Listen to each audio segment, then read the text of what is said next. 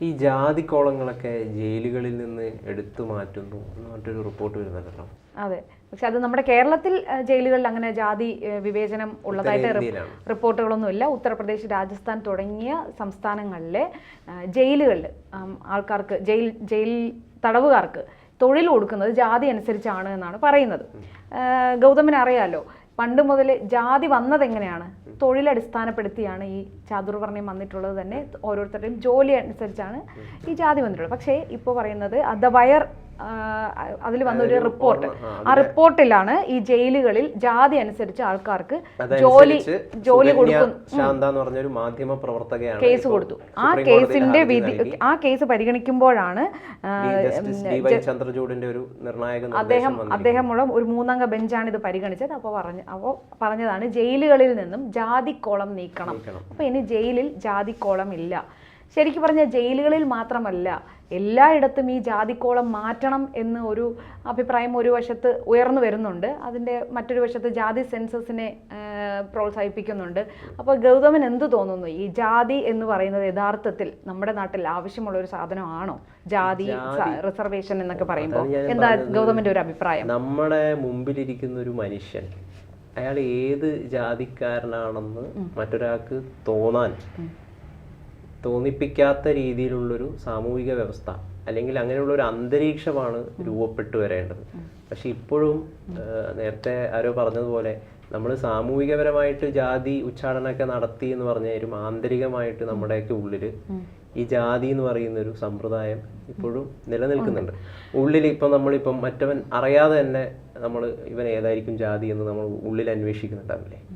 അല്ലെങ്കിൽ അങ്ങനെയുള്ളൊരു സൈക്ക് നമുക്കിപ്പോഴും ഉണ്ട്. അതിനെ പൂർണ്ണമായിട്ട് മാറ്റുവാൻ വേണ്ടിയിട്ട് കഴിഞ്ഞിട്ടില്ല എന്നുള്ളതാണ് കാര്യം. കാരണം ഇപ്പോഴും ജയിലിന്റെ അകത്ത് ഇപ്പോഴും ജാതിയുടെ പേര്, ഇവൻ ഏത് ജാതിയാണെന്ന് നോക്കി അതിനനുസരിച്ചിട്ട് ഒരാൾക്ക് തൊഴിൽ വിഭജിച്ച് നൽകും. അതായത് പാർശ്വവൽക്കരിക്കപ്പെട്ട ഒരു വിഭാഗത്തിന് കക്കൂസ് കഴുകലും അടിച്ചു തളിക്കൽ തുടങ്ങിയ ജോലികളാണ് നൽകുന്നതെന്നാണ് ഈ റിപ്പോർട്ടിൽ പറഞ്ഞിരിക്കുന്നത്.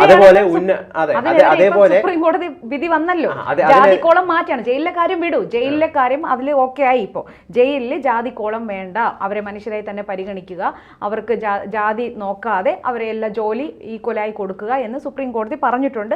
അത് അവിടെ നടക്കും. കേരളത്തിൽ എന്തായാലും അങ്ങനെ ജാതി നോക്കി ജയിലുകളിൽ ജോലി കൊടുക്കുന്നുണ്ട്. കേരളത്തിലെ ജയിലുകളിൽ പക്ഷേ ആ റിപ്പോർട്ടുകൾ വന്നിട്ടില്ല എന്നാണ് പറഞ്ഞിരിക്കുന്നത്. വന്നിട്ടില്ല, നിലവിൽ ഉണ്ട്, പരാതി വന്നിട്ടില്ല.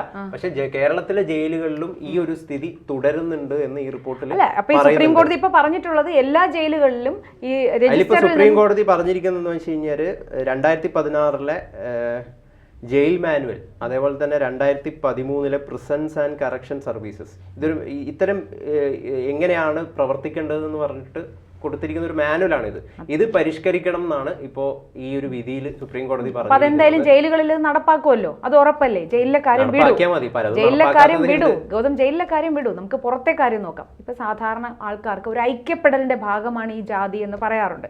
ഒരു ആൾക്കൂട്ടത്തിൽ, ഒരു ഓഫീസിലായിക്കോട്ടെ മറ്റെവിടെയെങ്കിലും ഒരു ആൾക്കാർ കൂടിച്ചേരുന്ന സ്ഥലത്ത് ഈ ജാതി തിരിച്ചറിഞ്ഞിട്ടുള്ള ഒരു ഐക്യപ്പെടൽ ഉണ്ട് എന്ന് ഗൗതം കരുതുന്നു? തീർച്ചയായിട്ടും. ഇപ്പോഴും ജാതി നോക്കിയിട്ട് സ്ഥാനാർത്ഥികളെ നിർണ്ണയിക്കുന്ന രാഷ്ട്രീയം വിടും, ഞാൻ പറഞ്ഞ സാധാരണക്കാരുടെ ജീവിതം. രാഷ്ട്രീയം നമ്മുടെ ജീവിതത്തിലെ ഒരു പ്രധാനപ്പെട്ട സ്ഥാനമാണ്.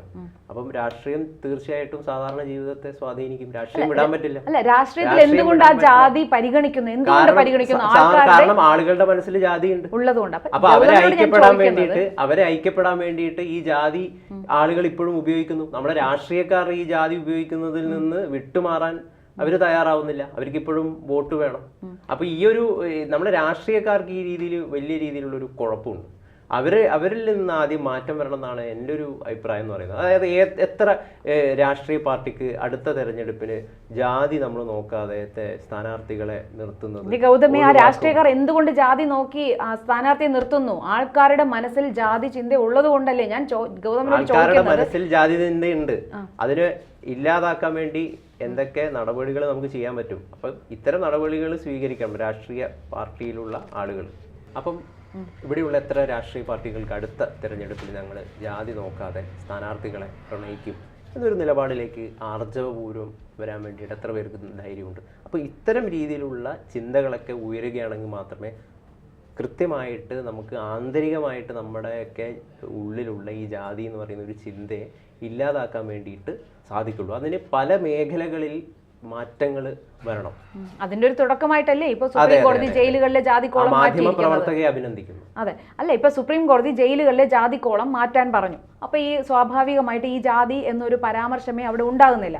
അപ്പോൾ ആൾക്കാരുടെ ഉള്ളിലെ ജാതി പുറത്തു വന്നാൽ മാത്രമേ ഈ ജാതി അനുസരിച്ച് ആൾക്കാരെ അവർ തിരിച്ചറിയേണ്ടതായിട്ടുള്ളൂ. അല്ലാതെ ഇപ്പോൾ നിയമപരമായി ജാതി എന്നൊരു കോളം ഇല്ലാതായി കഴിഞ്ഞാൽ ജാതി അനുസരിച്ച് ആൾക്കാർ പരസ്പരം ഐഡന്റിഫൈ ചെയ്യുന്ന ഒരു സാഹചര്യം ഉണ്ടാകുമെന്ന് ഗൗതം കരുതുന്നുണ്ടോ?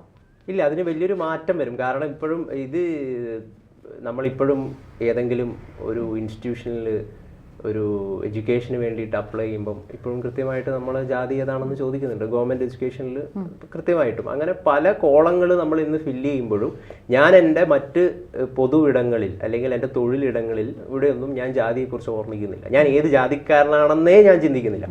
പക്ഷെ വേറൊരു സ്ഥലത്ത് പോയിട്ട് ഈ കോളം ഫില്ല് ചെയ്യേണ്ടി വരുമ്പം അറിയാതെ എൻ്റെ ഉള്ളിൽ എന്നെ ഓർമ്മിപ്പിക്കുക, മോനെ നീ ഇതാണ് കേട്ടോ ജാതി, അല്ലെങ്കിൽ നീ ഇങ്ങനത്തെയാണ് ജാതി. അപ്പൊ ഇവിടെയൊക്കെ അതായത് നമ്മളെ ഈ സാധനം ഓർമ്മിപ്പിക്കരുത്.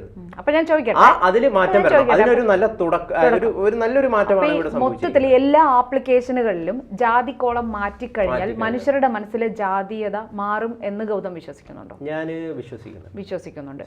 പക്ഷെ അത് പെട്ടെന്ന് അത് സാധ്യമാകുമെന്ന് തോന്നുന്നുണ്ടോ? ഇപ്പൊ എന്തായാലും മനുഷ്യരുടെ ഉള്ളിൽ എത്ര തന്നെ മനുഷ്യർ ജാതിയില്ല എന്ന് പറഞ്ഞാൽ പോലും എല്ലാവരുടെയും ഉള്ളിൽ അവനവന്റെ ജാതി ചിന്ത ഉണ്ടായിരിക്കും. അത് നമ്മൾ തിരിച്ചറിയുന്ന ഒരാൾക്കൂട്ടത്തിലെ സ്വന്തം ജാതിയെ തിരിച്ചറിഞ്ഞുള്ള ഒരു ഐക്യം. നമ്മൾ പറയും വിപ്ലവത്തിന് വേണ്ടി പറയും മനസ്സിൽ ജാതിയില്ലാന്ന്. പക്ഷേ സാധാരണ എല്ലാ ജനങ്ങളുടെയും ഉള്ളിൽ ജാതീയത ഉണ്ട്. അവർ ഈ വാക്കാണ് അവർ ഐക്യപ്പെടൽ, ജാതീയമായ ഒരു ഐക്യപ്പെടൽ. ഈ അപേക്ഷാ ഫോറങ്ങളിലെ ജാതിക്കോളം നീക്കിക്കഴിഞ്ഞാൽ ചിലപ്പോൾ പെട്ടെന്ന് ആൾക്കാരുടെ മനസ്സിൽ നിന്ന് ജാതി പോകണമെന്നില്ല. പതിയെ അത് ഇല്ലാതാകാൻ സാധ്യത ഉണ്ട് എന്നല്ലേ വിശ്വസിക്കേണ്ടത്? അതെ, അങ്ങനെ തന്നെയാണ്. പിന്നെ ഈ സംവരണത്തെക്കുറിച്ച്, ജാതി സംവരണത്തെക്കുറിച്ച് എന്താണ് അഭിപ്രായം? സംവരണത്തെക്കുറിച്ച് ഇപ്പോൾ സ്വാതന്ത്ര്യം കിട്ടിയിട്ട് 75 കൊല്ലം കഴിഞ്ഞിരിക്കുക.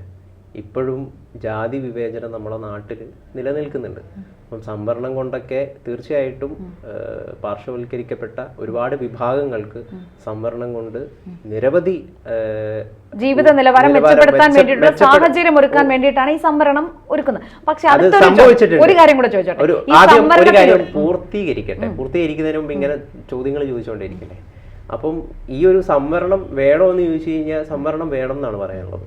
സംവരണം ഒരു പരിധി വരെ സംവരണം വേണം. പക്ഷെ അത് കൃത്യമായ രീതിയിൽ ഈ പാർശ്വവൽക്കരിക്കപ്പെട്ട വിഭാഗങ്ങളെ ഉയർത്താൻ വേണ്ടിയിട്ടുള്ളൊരു കാര്യമായിട്ട് അതിനെ ഉപയോഗപ്പെടുത്തുന്നുണ്ടോ എന്നുള്ളൊരു സുപ്രധാനപ്പെട്ട ഒരു ചോദ്യം, ഒരു സംശയമൊക്കെ നിലനിൽക്കുന്നുണ്ട്. അങ്ങനെ ഇല്ല. അത് വെറും അവരെ പറ്റിക്കാനും ആളുകളെ കൂട്ടാനും വേണ്ടിയിട്ടുള്ള ഒരു ഉപാധിയായി മാത്രം നമ്മുടെ നാട്ടിൽ സംവരണം നിലനിൽക്കുന്നതുകൊണ്ടാണ് ഇത്രയും വർഷമായിട്ടും അത് കൃത്യമായിട്ട് ഈ സംവരണം എടുത്തു കളയാൻ വേണ്ടി സാധിക്കാത്തതെന്നൊക്കെയുള്ള പല നിരീക്ഷണങ്ങളും ഒക്കെ പുറത്തു വരുന്നുണ്ട്. പക്ഷെ ഒരു കാര്യം കൂടെ, ഈ സംവരണത്തിന്റെ പേരിൽ സംവരണം കൊടുക്കുന്ന അവരുടെ ജീവിത സാഹചര്യങ്ങൾ മെച്ചപ്പെടുത്തുന്നതിനും വിദ്യാഭ്യാസ നില മെച്ചപ്പെടുത്തുന്നതിനും വേണ്ടിയിട്ടാണ് ഈ സംവരണം ഏർപ്പാടാക്കിയിട്ടുള്ളത്. പക്ഷേ ഈ സംവരണത്തിലൂടെ വീണ്ടും ആ ജാതി വിളിച്ചു പറയുകയാണ് എന്നൊരു ആരോപണം കേൾക്കാറുണ്ട്. അതിൽ എന്തെങ്കിലും യാഥാർത്ഥ്യമുണ്ടെന്ന് ഗൗതം കരുതുന്നുണ്ടോ? അതായത് സംവരണത്തിലൂടെ ജാതി വീണ്ടും ഉറക്കെ വിളിച്ചു പറയുകയാണ് എന്നുള്ളത്. അത് ശരിയാണ്. അത് വെച്ചാൽ അത് ആ ഒരു ചോദ്യം നമ്മൾ ചോദിക്കുമ്പോൾ നമ്മൾ നേരെ ചിന്തിക്കുന്നത് ഈ എക്കണോമിക് റിസർവേഷൻ എന്ന് പറയുന്നൊരു സ്ഥാനത്തിലേക്കാണ്. തീർച്ചയായിട്ടും ജാതി ചോദിക്കുമ്പോൾ നമ്മൾ ജാതി ഓർമ്മിപ്പിക്കുന്നുണ്ട്, ആ ജാതിക്കാരനാണ് ഞാനെന്ന ചിന്ത നമ്മളിൽ ഉണ്ടാവുന്നുണ്ട്, ഒക്കെ ചെയ്യുന്നുണ്ട്. പക്ഷേ ഈ ഒരു സാമ്പത്തിക സംവരണം വന്നു കഴിഞ്ഞ് കഴിഞ്ഞാൽ അവിടെ ആ പേരില്ല. ആ പേര് മാറിയിട്ട് എന്താണോ നിങ്ങൾക്ക് അടിസ്ഥാന സൗകര്യം ഇല്ലാത്തൊരു വിഭാഗമാണെങ്കിൽ നിങ്ങൾക്ക് എല്ലാ വിധത്തിലുള്ള സഹായം തരാം എന്ന് പറയുന്ന ഒരു അവസ്ഥയിലേക്ക് കാര്യങ്ങൾ കൊണ്ടുപോകും. ആ രീതിയിലൊക്കെ ചർച്ചകളൊക്കെ ഇപ്പൊ നിലവിലിപ്പോ വരുന്നുണ്ട്. കുറെ നാളുകളായിട്ട് സാമ്പത്തിക സംവരണം വേണം എന്നൊക്കെയുള്ള ചർച്ചകളൊക്കെ ഉയർന്നു വരുന്നുണ്ട്. ഇപ്പൊ ഈ ജാതി എപ്പോഴാണ് വിമർശിക്കപ്പെടുന്നതെന്ന് നോക്കിയാൽ ജാതിയുടെ അടിസ്ഥാനത്തിൽ മേൽത്തരക്കാർ താഴെ തട്ടുകാർ എന്നുള്ള ഒരു ചിന്ത വരുമ്പോഴാണ് ഈ ജാതി സമൂഹത്തിന് ദോഷകരമായി വരുന്നത്, ഇല്ലേ? സാമൂഹിക ചുറ്റുപാട്. അപ്പോൾ ഈ ജാതി നമ്മൾ പാടെ ഒഴിവാക്കി അതിനുശേഷം സാമ്പത്തിക സംവരണം വരുന്നു എന്ന് വെച്ചോളൂ. സാമ്പത്തിക സംവരണം വരുമ്പോഴും ഈ തരംതിരിവ് അവിടെ നിലനിൽക്കില്ലേ? സാമ്പത്തിക നിലയിൽ ഉയർന്നവർ താണവർ. ഇപ്പോൾ ഓൾറെഡി ഇപ്പോൾ അങ്ങനത്തെ ഒരു തരംതിരിവ് ഉണ്ട്.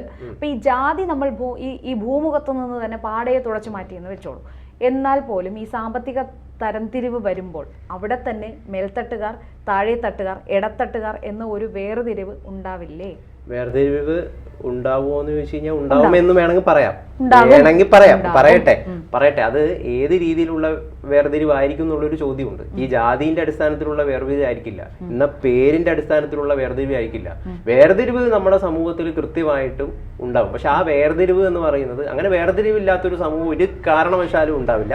വേർതിരിവ് കൃത്യമായിട്ടുണ്ടാവും. പക്ഷെ ആ വേർതിരിവ് ഒരാളെ ഒന്നിൽ നിന്ന് അകറ്റി നിർത്താൻ വേണ്ടിയിട്ട്, നീ ഇന്ന കാരണമാണോ അയ്യേ എന്ന് പറയുന്ന ആ ഒരു ചിന്തയിലേക്ക്, ആ ഒരു അവസ്ഥയിലേക്ക് എത്തിക്കാൻ പാടില്ല. അല്ലാത്ത രീതിയിൽ ഇപ്പം ഒരുപാട് വേർതിരിവില്ല. ഇപ്പൊ ഒരു ഓഫീസിലാവുമ്പോൾ എത്ര വേർതിരിവുണ്ട്, ഹൈറാർക്കി ഇല്ലേ, അവിടെ മാനേജർ ഉണ്ട്, അതിന്റെ താഴത്ത് വേറൊരാളുണ്ട്, അല്ലെ കുറെ അങ്ങനെ കുറെ അവസ്ഥകളുണ്ടല്ലോ. അപ്പം വേർതിരിവുകൾ ഉണ്ടാവും. പക്ഷെ ആ ഒരു വേർതിരിവുകൾ ഒരാളെ നമുക്ക് കണ്ടുകൂടാ എന്ന് പറയുന്ന ഒരു അവസ്ഥയിലേക്ക് മാറ്റുന്ന കാര്യമായി തീരാൻ പാടില്ല. അപ്പോൾ അതാണ് വ്യത്യാസം എന്ന് പറയുന്നത്.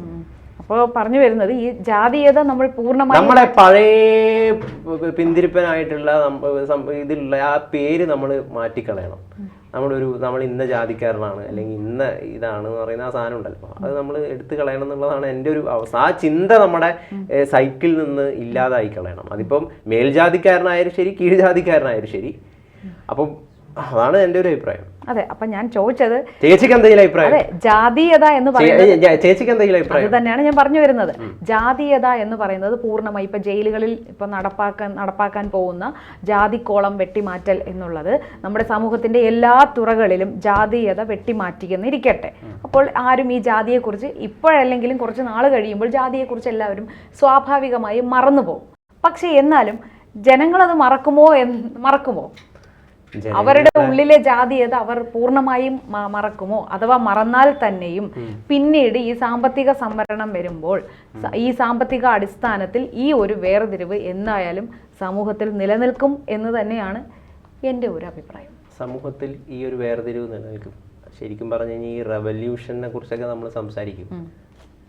മനുഷ്യന് ശരിക്കും വേണ്ടത് ആധ്യാത്മികപരമായിട്ടുള്ള അല്ലെങ്കിൽ സ്പിരിച്വൽ ആയിട്ടുള്ളൊരു റെവല്യൂഷനാണ്.